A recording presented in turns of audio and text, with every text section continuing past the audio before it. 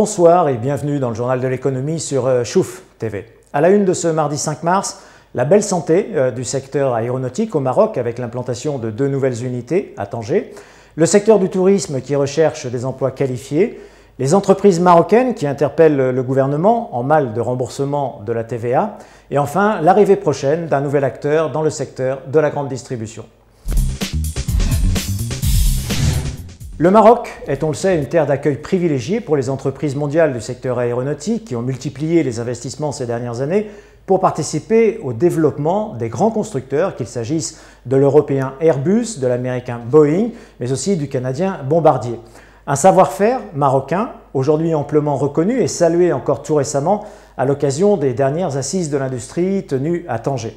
La ville du Détroit, qui a précisément inauguré hier, dans sa zone franche d'exportation, 2 nouvelles unités industrielles spécialisées dans la fabrication de pièces d'aérostructure, le traitement et le revêtement de surface. Ces usines, MK Accro et l'ELMA, ont été inaugurées en présence du ministre de l'Industrie, du Commerce et des Nouvelles Technologies, Abdelkader Amara, ainsi que des responsables des groupes français Mecachrome et l'Electrolyse, tous deux porteurs du projet. Ces 2 groupes œuvrent en synergie pour offrir une solution intégrée allant de la fabrication et l'assemblage au traitement et revêtement de surface. MK Aero, filiale de Mecachrome, qui développe les travaux pour les pièces élémentaires d'aérostructure, prévoit cette année un chiffre d'affaires de près de 2 millions d'euros. De son côté, l'ELMA, qui est le fruit d'une joint venture entre l'Electrolyse et Mecachrome, a réalisé un investissement de 5 millions d'euros et met en œuvre des procédés de contrôle en traitement et revêtement de surface, en peinture et ainsi qu'en traitement des effluents industriels. L'ELMA, qui prévoit un chiffre d'affaires de 650 000 euros en 2013, est dotée de moyens à la pointe de la technologie permettant de traiter des pièces d'aérostructure d'une longueur supérieure à 6 mètres. Ces 2 usines emploient d'ores et déjà près de 80 personnes. Elles sont situées côte à côte sur la zone de Tanger et elles constituent un centre unique d'expertise dans le domaine de l'aéronautique. Le ministre de l'Industrie a d'ailleurs souligné hier l'importance de ces investissements qui vont permettre d'étoffer la chaîne de valeur de l'industrie aéronautique, notant que le Maroc est désormais le seul pays d'Afrique du Nord à disposer d'une unité d'ajustage et d'usinage de pièces d'aérostructure et doté du métier de traitement de surface.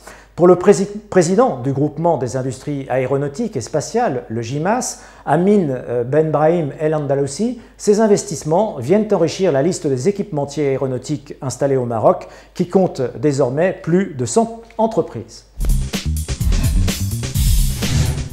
Vous êtes à la recherche d'un emploi, vous souhaitez réorienter votre parcours professionnel, alors sachez que le secteur du tourisme vous tend les bras. Le développement de ce secteur souffre en effet d'un manque de personnel qualifié. La vision 2020 autour du célèbre plan Azur prévoyait la formation de quelques 70 000 nouveaux collaborateurs. Or, début 2013, seules 27 personnes ont été réellement formées. Un constat amer pour les responsables du tourisme qui observent l'insuffisance de la capacité de formation des quelques 15 instituts de formation placés sous la tutelle du ministère, aux côtés de l'ISIT, l'Institut supérieur international du tourisme de Tanger. Alors que les opérateurs, agences de voyage et autres établissements hôteliers peinent à trouver du personnel qualifié, c'est la question de l'attractivité même du secteur qui est aujourd'hui posée. Qui dit attractivité dit naturellement niveau de rémunération, un niveau jugé globalement insuffisant.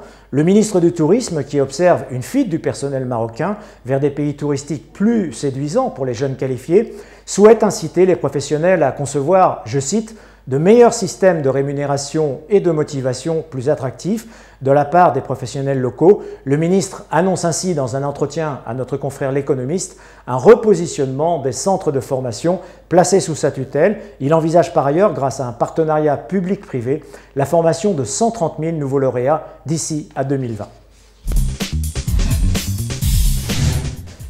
Le phénomène n'est pas nouveau, mais il continue à empoisonner les entreprises confrontées à de sérieux problèmes de trésorerie.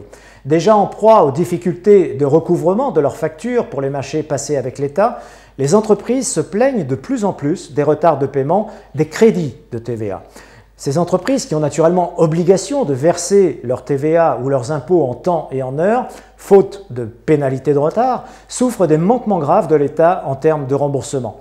Un État dont le solde dû à ces entreprises, au seul titre de la TVA, se montait à quelques 10 milliards de dirhams à la fin de l'année 2012. L'État, mauvais payeur donc en raison de ses propres difficultés budgétaires, est en effet loin de tenir ses engagements qui l'obligent à régler ses crédits de TVA à 3 mois normalement. Or, en dépit des bonnes intentions affichées par la Direction générale des impôts, il n'est pas rare que ce délai soit porté au mieux à 1 année. Le débat fait donc toujours rage entre l'administration fiscale, qui estime que les dossiers qui lui sont adressés sont souvent incomplets, et les entreprises qui dénoncent la complexité des procédures. Un dossier prioritaire aujourd'hui pour la CGEM qui entend placer le ministre du Budget devant ses responsabilités, alors même que les entreprises souffrent d'un manque chronique de liquidité. Après le turc BİM qui déploie ses activités dans le commerce de proximité, le secteur de la grande distribution s'apprête à accueillir un nouvel acteur, Coviran, la coopérative de supermarchés espagnole, a en effet annoncé son intention de s'implanter prochainement au Maroc. Une expérience pilote devrait être conduite d'ici à la fin de l'année avec un partenaire marocain, c'est ce qu'a annoncé Luis Osuna, le directeur général de Coviran, dans un entretien à notre confrère espagnol El Economista, avant de se déployer éventuellement sur l'ensemble du royaume. Le distributeur espagnol, spécialiste du discount, a réalisé l'an passé un chiffre d'affaires de près de 600 millions d'euros. Un petit clin d'œil avant de passer à la clôture de la bourse avec la publication aujourd'hui du dernier classement des milliardaires établi par le magazine américain Forbes. Un classement qui a suscité l'ire du prince Al-Walid bin Talal. Le prince saoudien est en effet crédité d'une fortune de seulement 20 milliards de dollars dans cette dernière édition, ce qui lui vaut la 26e place. Un classement établi sur la base de ses avoirs, contesté par Forbes à la bourse de Riyad. Or, ce dernier estime sa fortune personnelle à 29,6 milliards de dollars, ce qui le classerait parmi les 10 personnalités les plus riches au monde. De quoi rompre les liens avec Forbes, le prince a annoncé qu'il ne travaillerait plus désormais qu'avec Bloomberg, qui a lancé l'an dernier son propre indice Bloomberg Billionaires.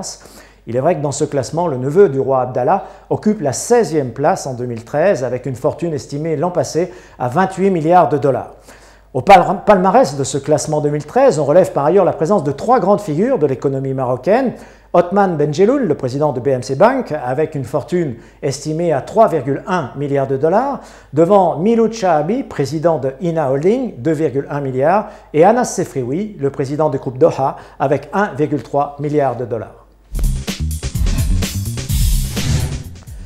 Pour terminer, un petit tour par la bourse de Casablanca qui clôture ce soir encore à la hausse. Le Massi progresse ainsi de 0,24% à 8 868,79 points, alors que le Madex fait un peu mieux à plus 0,26% à 7 219,66. À noter que parmi les plus fortes hausses, celle de Stockvis Nord-Afrique qui enregistre une progression de 6% à 34 dirhams 98 et de Auto Nejma plus 5,94 à 1410 dirhams. En revanche, mauvaise journée pour Maghreb Oxygène qui perd 6% à 5,45 dirhams 70 pour Fertima qui clôture à moins 5,98% à 138,30 dirhams. Bonne soirée à tous et à demain 18 h pour un nouveau rendez-vous de l'écho sur Chouf TV.